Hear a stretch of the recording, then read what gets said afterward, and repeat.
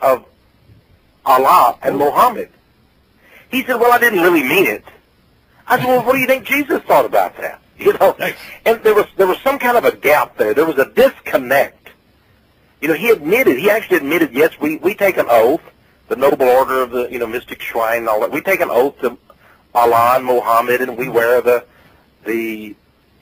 symbols and all of that of the Islamic religion as Shriners. But that's all just, that didn't really mean anything. I'm still a Christian. Really? Yeah. I mean, demons don't. These things have no meaning at all when you bow down. The 33rd degree Mason who goes to the house of the temple in Washington, D.C., Scottish Rite, and bow down before a black granite altar with two huge serpents, coiled serpents, emblazoned on the wall, and you bow down and you drink wine from a human skull to get your 33rd degree, can you walk out and say Jesus is pleased? But many Masons say, yes, I'm an Episcopal, I'm a Lutheran. There's nothing wrong with this. Yeah. Really? Drinking wine from a human skull?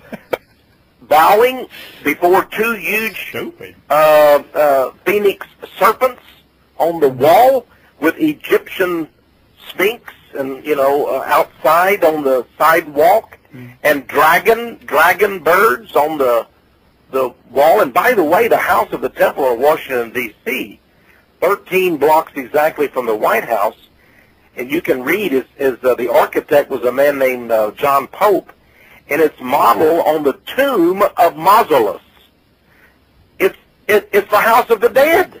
Oh. It's modeled after King Mausolus of Greece, who the very word mausoleum came from King Mausos.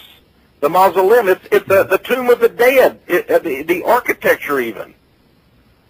The whole thing is the congregation of the dead, and it's Freemasonry. And yet the Masons they want to argue with you about it. Well, I don't want to argue with you about it because anybody that has any kind of discernment of Jesus Christ can see the satanic nature as you did. And by the way, Bill Clinton in 1997 was chosen by the De Molay organization, the youth organization of the Masons. He was given the International Alumnus of the Year award. Oh, really? I didn't know that. Yeah.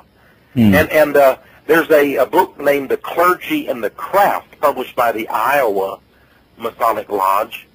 And on the back cover, you'll see the glowing commendation of by Billy Graham, evangelist Billy Graham, to promote the wonderful work of the De Molays. Of course, well, I need to get old senile. Is secretly, in fact. So is Hillary involved with the Masons? I don't know that she is. I really don't. She may be what they call a co-Mason, or. But of course, all of these people are chosen. Bill, Hillary Clinton, even Obama. But I think Obama's going to surprise some people. Something is going to happen there, and it's going to shock everybody. But I think we should, honestly, I know a lot of Christians are upset about the choices we've got for president. McCain, really an anti-Christian, and probably Obama. But I really think we need to pray especially for Obama. I have a very ominous feeling about that man. I believe he will actually end up doing battle with the Illuminati. And we need to pray for the man, that God will move in his life and he will become a born-again Christian. Well, he really doesn't seem like he has, a bunch of corporate executives and, people in power, that's been entrenched for 35, 40 years is backing him up. He does seem to be doing it without their help or direction. And unlike John McCain, who's like a 35-year poster child for what's wrong with government, and he wants to put this feather in his cap, but the last thing he wants to do is become president. That don't cut it in my book, and I don't know that he has any position that is inspiring at all. And the man really just bores me, and now I know that he likes to hug George Bush. So that seals it right there. That seals it for me, man. He likes to hug more than George Bush, from what I understand. He's hugging an owl out there. He's probably hugging an owl somewhere. I read that many of the other senators have a little pet name for him. They call him Senator McNasty. I actually, I saw on the YouTube, and it's been taken off now, when Senator John Cornyn of Texas, Senator John Cornyn gave a speech opposing Bush's immigration plan. The one they wanted to give them all amnesty. Yeah. Yep. And McCain was so angry at Senator Cornyn of Texas for opposing, this invasion of the immigrants, that he stood up and said F-U-C-K-U on the floor of the Senate. What the? I'm talking about this man who's running for president. I'd like to know, because I'm not saying they should do it, but if we're going to blast Obama's pastor, Jeremiah Wright, for this horrible thing he said about America, I understand that McCain is given to using the F-bomb constantly, but he was so angry, he said F-U, to Senator Cornyn. Why? Because Senator Cornyn said the senators that are in favor of this bill, are going to basically destroy American sovereignty. And McCain was exposed by another Republican senator then for this bill, as was George W. Bush. And, boy, they were mad at Senator Cornyn. By the way, Senator Cornyn is not heard, you don't hear much about him on the national scene. He's a pretty brave guy. No, but I think McCain's a perv. Sorry. Yeah, he is a pervert. I mean, come on. Well, somebody says that he doesn't do it. I don't see how he can win. Oh, the Christian evangelicals will vote for him because he wants to go bomb all the Muslims, but I don't see how he can win. Yeah. Well, I just want to know what's on the side of his face, man. But that's the thing I was going to ask. Question. Larry's. Listen. No, he has cancer. He has cancer, and the press, the media have been very nice to him. They have all agreed not to film on that side of his face, so we won't know.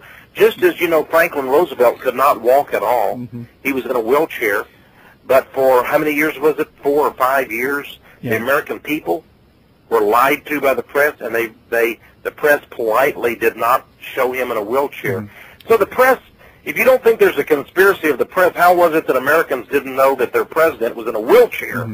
Well, we didn't have TV cameras then. Yeah, but also... Now we don't know about John McCain's cancer that's growing on the side of his face. Yeah. Sometimes when he talks, especially when he gets flustered, when it came out that he had been having an affair with Vicky Eisman, a lobbyist, who obviously got many favors in Washington from him, this blonde lobbyist, and he got so flustered and upset about it when he was asked at a news conference.